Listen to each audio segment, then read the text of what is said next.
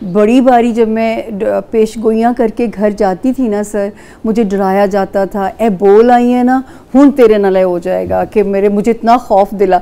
मैं कहती थी अल्लाह मालिक है, मैंने सच बोला है, मैंने कोई मुखबरियों पे पेश गोइयाँ नहीं करती, मेरे पास इल्म की दलील मौजूद है। देखिए ऐसे ऐसे रब ने करम किए हैं कि मैंने मुशर्रफ साहब के दौर में नवाज शरीफ साहब के वापस आने की भी पेश गोई की, अल्लाह का शुक्र है कुछ नहीं कहा गया। फिर इमरान खान साहब के दौर में ऑल दो के बहुत इज्जत अफजाई हुई मेरी पीटीआई के जियालों के हाथों, लेकिन एटलीस्ट जब उन्होंने भी देखा कि पेश गोइयाँ हैं और वो सच भी साबित हुई हैं। आपकी ख्वाहिश तो नहीं थी ना मेरी, वही तो मैंने कहा, ख्वाहिश की बेस पे वसी शाह साहब आप प्रेडिक्शन नहीं कर सकते, वरना तो मैं तो हमेशा कहती हूँ अगर आप सितारों से खेलोगे ये आपसे खेल जाएंगे। जब आप लोगों के जाने की प्रेडिक्शन करती हैं तो लोग ज़्यादा बुरा बिहेव करते हैं आपके साथ, या आने की प्रेडिक्शन करते हैं? देखिए मैं बड़ी अल्लाह की शुक्रगुजार हूँ, बड़ी ख़तरनाक पेश गोइयाँ की हैं। नवाज शरीफ साहब अभी जब -1 हुए थे तो मेरी पेशगोई पहले से ऑन एयर थी कि नून लीग अपनी मुद्दत पूरी करेगी, नवाज शरीफ -1 हो जाएंगे। जब वो कहा गया मुझे क्यों निकाला, वो वाली जो तो मुझे अल्लाह का शुक्र है कभी कोई ऐसी हरासमेंट का इस मुल्क में, मैं अपने मुल्क की शुक्रगुजार हूँ, मुझे कभी वो क्या कहते हैं हरसा ज़राई, आपकी उर्दू बहुत प्यारी, हाँ हरसा ज़राई, मुझे कोई ऐसी चीज़ नहीं। थोड़े सितारे ने हरसा ज़राई ठीक नहीं कराया थोड़ा। आपका एक शेर में बड़ा काम लाती होती हूँ, शेर में भूल जाती हूँ कि अब के ज़िंदगी में नहीं आना। सर वो ज़रा सुना दीजिए आप। जिंदगी अब के मेरा नाम न शामिल करना। ओ माँ, ओहो। जिंदगी अब के मेरा नाम न शामिल करना, अगर ये तय है कि यही खेल दोबारा होगा। सर ये जो है ना कि मैं रट्टा लगा के जाऊंगी। अच्छा, लेकिन हमारा तो ख्याल है कि भाई सामिया तो बहुत यानी कि खुश खातून है, कामयाब खातून है और एलीट क्लास से ताल्लुक़ है सामिया का, तो आपको क्या मसला है जिंदगी? कहते हैं ना कब्र के अंदर का हाल मुर्दा ही जानता है। जो हंसना अच्छा लगता है, पर वो कहते हैं ना, वो एक गाना एक वो है तो हमारे हमसाया मुल्क का कि इतना हंसने के कर्ज चुकाने पड़ेंगे, ये भी जिंदगी इतनी। जी मैं आप गुलजार साहब के गीत की बात कर रही हैं कि मुस्कुराऊं तो ऐसा लगता है होंठों पे कर्ज रखा है जी, तुझसे नाराज नहीं जिंदगी हैरान हूं मैं। तो आपका शेर और ये लाइन, हाँ, सही मेरा तो ये जी पंच लाइन है मेरी जिंदगी की। तो इसका मतलब है मैं, आप और गुलजार साहब तीनों इस मामले में लेकिन आपने ये, आपको कहाँ से ये क्रिएशन आई? हमारे लिए आप एक सक्सेसफुल इंसान हैं, एक माशाल्लाह फैमिली लाइफ भी इतनी प्यारी है, मैं आपकी फैमिली से मिल चुकी हूँ, इतनी प्यारी बीवी अल्लाह ने दी है प्यार करने वाली। नहीं, उसके लिए नहीं। आपने इतनी, ये कहाँ से दर्द आया ये वाला जो है? असल में वो मेरी अब तो ख्वाहिश है कि हम ज़्यादा आपके उसके ऊपर गुफ्तगू करें, और आप मेहमान हैं, मगर मैं मुख्तसर आपको बता दूं, वो होता है कि सारे आपके अपने तजुर्बात नहीं होते, इर्द गिर्द भी जो आप देख रहे होते हैं। जैसे अब एक शेर है मेरा जो पिछले यानी कि 2-3-4 साल के दौरान हुआ कि खालिक हमें हिसाब में दीजो रियायतें, खालिक हमें हिसाब में दीजो रियायतें, अर्ज़े वतन में ज़िंदगी दुश्वार थी बहुत।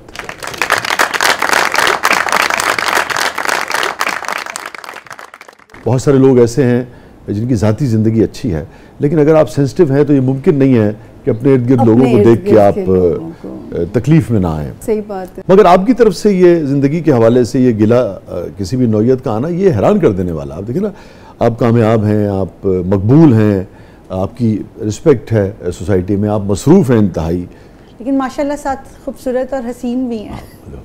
एक खातून की तरफ से कॉम्प्लीमेंट। एक बारी मैं जहाज में थी तो एक ऑथर थे मेरे साथ। अच्छा। सर उन्होंने कहा कि, मैंने कहा कि हमारे मुल्क में कुछ इस तरह होना शुरू हो गया, हम किसी की तारीफ करते हैं तो अगले को वहम होता है नजर लाती मन। तो वो उन्होंने कहा कि अगर एक औरत दूसरी औरत की तारीफ करे तो समझे वो औरत बड़ी आला ज़र्फ है।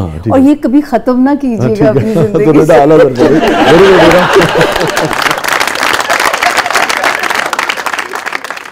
जब जिंदगी का शऊर आ जाए, जिंदगी की अवेयरनेस आ जाए, then you don't enjoy life. फिर अपना अपना रोल ही प्ले कर रहे होते हैं हम। आप अपने रोल में हैं, मैं अपना रोल प्ले कर रही हूँ, मुझे लोगों के दुख सुनने हैं। लेकिन एक्चुअली जो ज़िंदगी, मैंने कभी इन सब चीज़ों को ना फैंटेसाइज किया था। जब आप कुछ वो नहीं चाहते ना ज़िंदगी में जो है बनना, और ज़िंदगी वो बना दे, तो जो है वो आप उसको शायद दूसरा इंजॉय नहीं कर पाते। कैमरे से सर मेरी कोई दोस्ती नहीं थी, मैं एक घर की औरत थी, मुझे अच्छा लगता था कि घर के, मुझे आज भी घर सजाना मुझे बड़ा अच्छा लगे, मेहमान आए मैं उन्हें प्रेजेंटेशन के मेरे नंबर कोई नहीं काट सकता। मैं मतलब बहुत खुशी से आप नहीं आई इस तरफ? सर कभी भी नहीं। तो क्यों आपको ना कैमरे से दोस्ती, ना मुझे कभी ऐसे लगता था मैं फोटोजेनिक हूँ, ना मुझे हमेशा कॉम्प्लेक्स ही रहता है कि जो है मैं परफेक्शनिस्ट बड़ी हूँ। फिर मैं अगर शो पे जाना होता था तो मैं जैसे न्यो का शो करती थी तो वहाँ पूरी एक वार्डरोब मुझे लेके जाती थी, क्योंकि मुझे नहीं आदत है कि मुझे अपना पूरा अपनी चाहिए साथ जो है ना, तो वो मेरे लिए ज़रा डिफ़िकल्ट होता जा रहा था। फिर मेरी वालिदा बहुत बीमार हैं और माजूर हैं काफ़ी सालों से, तो अब वो एज के साथ साथ उनको मेरी बहुत ज़रूरत पड़ती जा रही थी। तो फिर मुझे जो है ना, मैं उनको ये तसल्ली रहती है कि अगर मैं घर में हूँ ना तो वो तसल्ली में होती हैं कि बस मुझे पिंकी कहा जाता है निकनेम, पिंकी उत्ते बैठी है तो बस ठीक है, मैं काम ही कर रही होती हूँ ज़्यादातर। जो है अल्लाह का शुक्र है, ऑल ओवर दी वर्ल्ड अल्लाह ने मुझे क्लाइंट्स मेरे टेलीफोन के भी होते हैं, विजिटिंग भी होते हैं। नहीं, जब आप नहीं आना चाहती थी 2009 में, तो फिर आप कैसे आ गई इस तरफ? सर मजबूरियाँ, जब वो पता चला कि मतलब जो जीवन साथी साहब थे उन्होंने कहा कि जिस दिन 30,000 कमाओ उस दिन मुझे बताना ज़रूर, और वो जो है वो भी मैंने आई थिंक अकेले ने मैंने बस उस मैरिज को इस मोजज़े की आस पे सरवाइव कराया, शायद मेरा घर बच जाए, मेरा घर बच जाए, लेकिन वो नहीं बच सका टूटने से। मेरी वालिदा ने, जब मैं बहुत ज़िंदगी में मार खा रही थी मैरिड लाइफ में, तो मेरी माँ ने कहा अल्लाह ने 2 हाथ दिते ने ना, किसी के घर में ना काम करके रोज़ी कमा लो, उस ज़िल्लत की ज़िंदगी से ना ये इज़्ज़त की ज़िंदगी बेहतर है।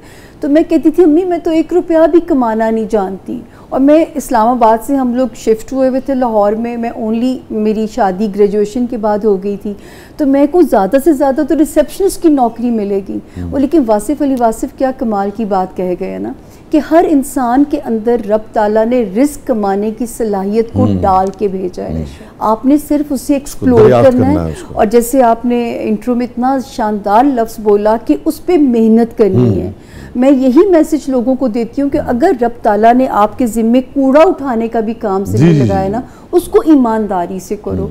हो नहीं सकता आपका काम आपको इज्जत ना दिलाए। मोहम्मद अली किले ने एग्जैक्ट यही एक इंटरव्यू में कहा था, उससे किसी ने पूछा कि भाई अगर आप बॉक्सर ना होते तो क्या होते, तो उसने कहा हो सकता है मैं गार्बेज कलेक्टर होता, लेकिन मैं दुनिया का बेहतरीन गार्बेज कलेक्टर। अगर आप मुझे इजाज़त दें मैं आपसे पूछ सकूं कि ये जो एस्ट्रोलॉजी है, तो आप कह रही हैं आपका एक रिश्ता, मैं उस तफसील में नहीं जा रहा कि क्यों नहीं चला, कैसे नहीं चला, लेकिन आपने खुद भी तो देखा होगा अपने तजुर्बे से जो मिजाज, तो उस वक्त क्या नज़र आया? तो क्या आपके तजुर्बे ने, इल्म ने उस वक्त आपको धोखा दिया, या आपको पता था कि ये रिश्ता नहीं चलेगा फिर भी आप उस रिश्ते में आगे बढ़े? नहीं, मैं आपको बिल्कुल, आपने बड़ा वैलिड क्वेश्चन किया, क्योंकि ये बनता है मेरे से सवाल कि शादी हो गई थी सर 1991 या 2 में।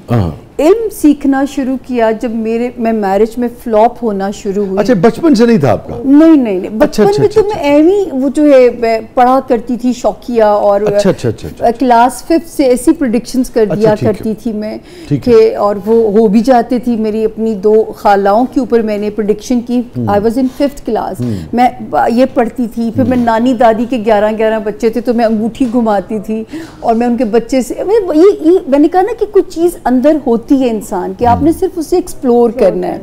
जब ये फेलियर आया ज़िंदगी में कि मैं अपनी अज़दवाजी ज़िंदगी में मुझे नाकामी शदीद किस्म की जो है वो सहनी पड़ रही थी, तो उस वक्त मुझे किसी ने कहा कि तुम्हारे साथ ये हो जाएगा, ये ब्रेकअप हो जाएगा, या डिवोर्स है, या तुम विडो हो जाओगी।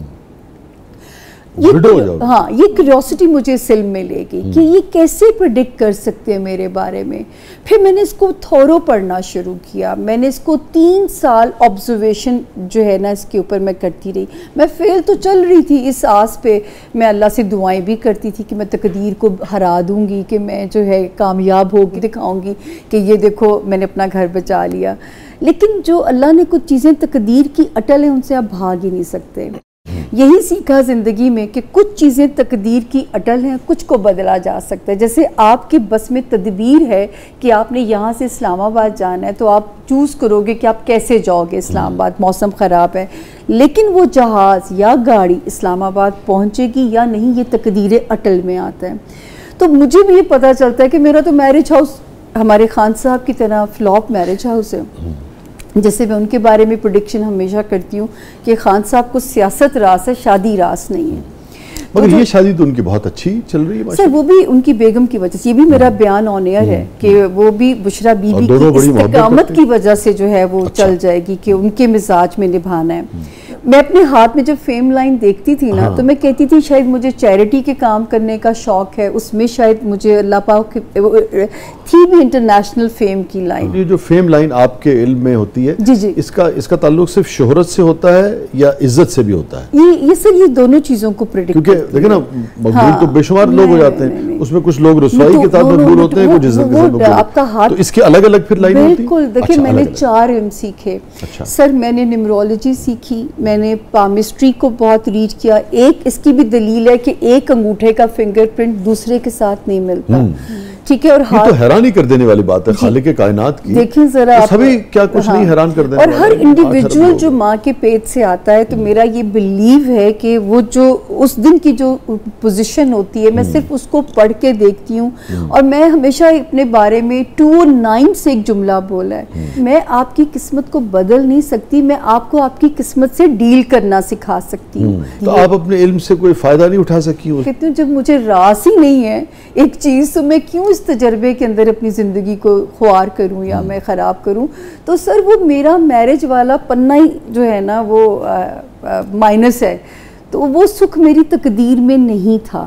ब्रेक का वक्त हो गया सामने, मुझे एक बड़ा अहम सवाल यहाँ पे इसी हवाले से करना है, मगर ब्रेक से वापस आके नाज़रीन कहीं नहीं जाइएगा, छोटे से वक्फे के बाद वापस आते हैं। हमारे साथ मौजूद है सामिया खान साहिबा, और अभी जिक्र किया इन्होंने तो मुझे उस पर एक शेर याद आ गया निदा फाजली साहब का कि कभी किसी को मुकम्मल जहां नहीं मिलता, कहीं ज़मीन कहीं आसमां नहीं मिलता। तो जहां पाँव रखने की जगह मिल जाए उसका लुत्फ लीजिए। ज़रूरी नहीं है कि जो कुछ नहीं है उसकी खोज में जो कुछ है उसको भी आदमी खो दे। छोटे वक्त के बाद वापस आते हैं, आप देख रहे हैं ज़बरदस्त।